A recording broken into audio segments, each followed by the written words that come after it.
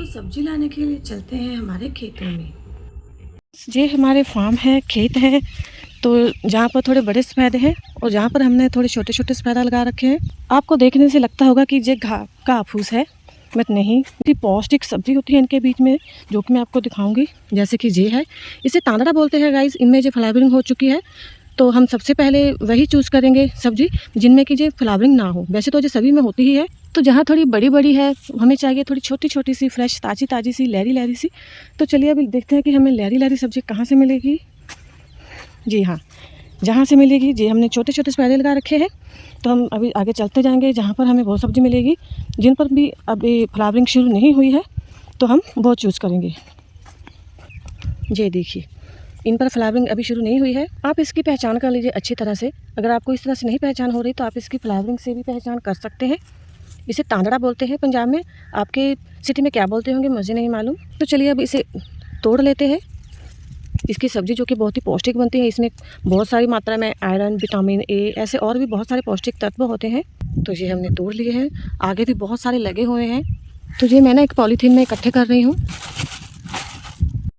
आज ना बादल छाए हुए हैं, तो मैंने इसीलिए सोचा कि चलो खेतों से कुछ सब्जी लाएं। फ्रेंड्स, ये होता है तांदड़ा। ये देखिए, एक एक डंडी तोड़ने में बहुत ज़्यादा टाइम लगता है, बट कोई बात नहीं, खाने में भी बाद में उतना ही मज़ा आता है। गाइस बहुत ही मेहनत का काम है।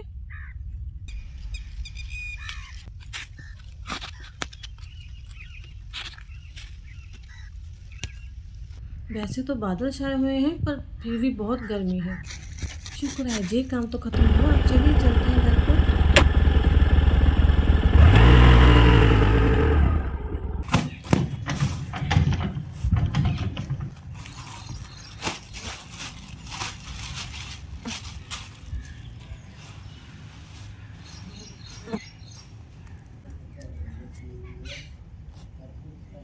अब बारी आती है इसे चुनने की। ये भी थोड़ा लंबा प्रोसेस है।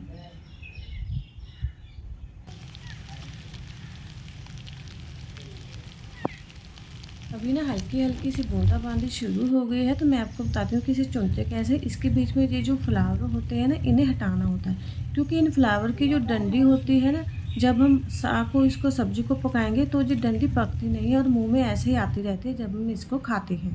धीरे धीरे बारिश तेज हो गई है, तो मैं इसे कमरे में जाकर चुन लूँगी। तो लीजिए, चुनने का काम भी खत्म हुआ, तो अब बारी आती है इसे अच्छी तरह से धोने की।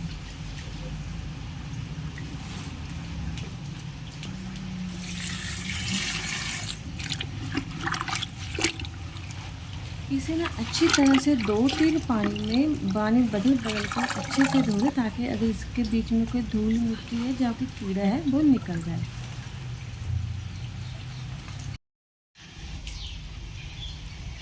तो अब बारी आती है साग को कट करने की। तो इसके लिए मेरे पास जहाँ पर दातर है, तो दातर की हेल्प से मैं इसे इस तरह से कट कर लूँगी। कुछ लोगों को ना इस दातर की हेल्प से ग्रीन सब्ज़ी, जो लीफी सब्ज़ी होती है ना, इसे कट करना नहीं आता है। तो आप अच्छी तरह से देखिए, मैं अच्छी तरह से बता रही हूँ कि इसे कैसे कट करना है। पहले हमें लीफी सब्ज़ी को बीच में से कट कर कर एक हाथ में इस तरह से पकड़ लेना, और हमारे जो हाथ के जे वाले हिस्से होते हैं ना, इन्हें दातर से बचाना होता है। और दूसरा हाथ दातर के उस तरफ हम सब्जी को कट करने के लिए इस तरह से रखते हैं, जैसा कि आप देख ही रहे हैं। अभी भी बूंदाबांदी जारी है, तब भी बहुत गर्मी हो रही है। तो मैंने जहाँ पर सारी सब्जी अच्छी तरह से कट कर ली, तो अब बारी आती है इसे पकाने की। तो पकाने के लिए मैं जहाँ पर यूज़ कर रही हूँ प्रेशर कुकर। अब क्योंकि बाहर बारिश हो रही है, तो चूल्हा तो जलेगा नहीं, तो इसलिए मैं इसे प्रेशर कुकर में ही कुक कर लूँगी। इस सब्ज़ी में बहुत कम पानी होता है, तो इसमें थोड़ा ज़्यादा पानी डालेंगे हम। तो मैं जहाँ पर 3 गिलास पानी के ऐड कर रही हूँ। जनरली जो और लीफ़ी सब्जियाँ होती हैं ना, जैसे कि पालक वगैरह, उसमें काफ़ी मात्रा में पानी होता है, तो हमें कुकर में इतना पानी ऐड नहीं करना पड़ता। तो 5 से 6 सीटी लगवाने के बाद हमारी सब्ज़ी कुछ ऐसी दिख रही है। तो इसमें थोड़ा-सा पानी मुझे एक्स्ट्रा लग रहा है, तो मैं इसे किसी कटोरी की हेल्प से इस तरह से निकाल लूँगी। बाद में हमें इसमें पानी कम लगा, तो हम इसी पानी को फिर से ऐड कर लेंगे। तो अब हमें इसे अच्छी तरह से विस्क करना होगा। तो उसके लिए हमें चाहिए 1 कटोरी मकई का आटा, जिसे कि मैंने अच्छे से छान लिया है। तो अभी क्योंकि कुकर काफ़ी गर्म है तो हम इसे दोनों पैरों की हेल्प से, किसी कपड़े की हेल्प से इस तरह से दोनों पैरों के बीचों बीच पकड़ लेंगे ताकि जे अल्लन पाते वक्त हिले नहीं कुकर। तो पहले मैं जहाँ पर थोड़ा सा नमक ऐड कर रही हूँ, जैसा कि आप नमक खाते हैं वैसा ही ऐड कर लीजिए, और थोड़ी सी जहाँ पर मैं हरी मिर्ची ऐड कर रही हूँ। तो अभी अल्लन डालने के लिए जहाँ पर मैं डालूँगी मकई का आटा, कुछ लोग जहाँ पर बेसन भी डालते हैं बट वो इतना अच्छा नहीं लगता इस रेसिपी में, तो इसके लिए मैं जहाँ पर मकई का आटा ही प्रेफर करूँगी। तो जी अल्लन डालने के लिए मैं जहाँ पर इस डोई का यूज़ कर रही हूँ, आप जहाँ पर इलेक्ट्रिक विस्कर भी यूज़ कर सकते हैं, क्योंकि मुझे मालूम है कि कुछ घरों में ये डोई नहीं होती। हमारे पंजाब में इस प्रोसेस को अल्लन पौना कहते हैं। आपकी सिटी में इसे क्या बोला जाता है प्लीज़ कमेंट कर जरूर बताइएगा।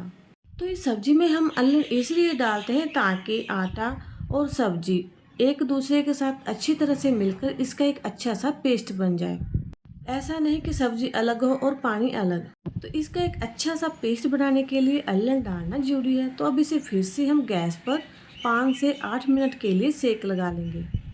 वैसे तो आप इसे ऐसे भी इंजॉय कर सकते हैं बट इसे अब हम लगाएंगे तड़का, और तड़का लगाने के लिए ऐड करेंगे खूब सारा देसी घी, हरी मिर्च और कुछ बारीक कटा हुआ प्याज।